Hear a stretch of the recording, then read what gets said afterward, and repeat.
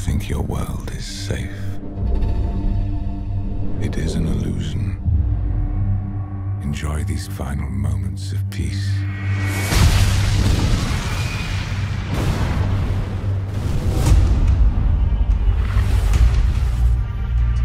Captain's log, stardate 05.2013. Location, Earth, and London's Leicester Square for one of the most anticipated premieres of the year. Over the next few minutes, I'll be boldly going where not many men have been before to talk to the cast and crew of the USS Enterprise as they beam down to the white carpet for the world premiere of Star Trek Into Darkness. This could just be the beginning. I request permission to go after him. Starfleet is not about vendetta, Kirk. Maybe it should be, sir. Hey, listen, congratulations on being part of what an incredible franchise to be in, man. Thank you, man. You know, sometimes you just pick the four-leaf clover and you get lucky. You know what I mean? And so I'm just here enjoying it. I was saying earlier, I'm a massive Star Wars fan. I was never a Trekkie until JJ came along with the first one, and this one just blows that out of the water as well.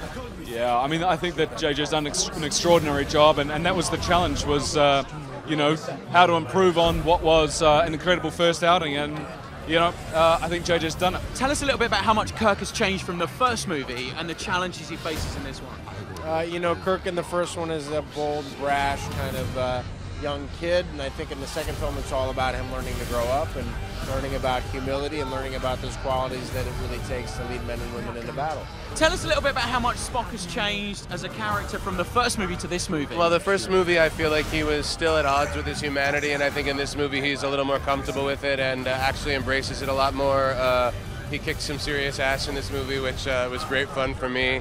And he's trying to figure out what it means to be in an emotional and intimate relationship with a human being, which, as we all know from our own experience, isn't ever very easy. So I think he's growing, I think he's deepening, and I think he's challenging himself in all the right ways. I have no idea what I'm supposed to do. I only know what I can do. We're gonna do this, we gotta do it now! We will not fit. We'll fit! We'll fit! I told you we fit. I am not sure that qualifies. The trick was not to assume any previous love of Star Trek, to not assume that people knew the characters. When we pitched it to JJ, he wasn't particularly, you know, knowledgeable about Star Trek. We had to make sure that it would go to a general audience and we could show them why we love Star Trek, not assume that an audience loves Star Trek. And that's how we approached it, and that's why each movie hopefully stands on its own. Is it really difficult when you're rebooting a franchise to keep those old school fans happy, as well as people like me that didn't know the originals that well? Yeah, I think that we're making the movie for everyone. You've got to be able to buy a ticket and come into the theater and understand what's going on. But at the same time, you want to reward the people who have basically been following Star Trek for almost 5 decades now. That's a delicate balance. All I can say is we tried our best, and hopefully you will like the movie, and people who are fans of Star Trek all that time also like it. I watched you murder innocent men and women. I will make you answer for what you did. We're also saying about how many surprises there are in this film. We can't talk about them, obviously, and plot holes. How did you keep that a secret? Yeah, it's not that hard. It's not that hard. You just not telling anyone. You just do a bit of shut mouth, just like this. That's not. I'm gonna.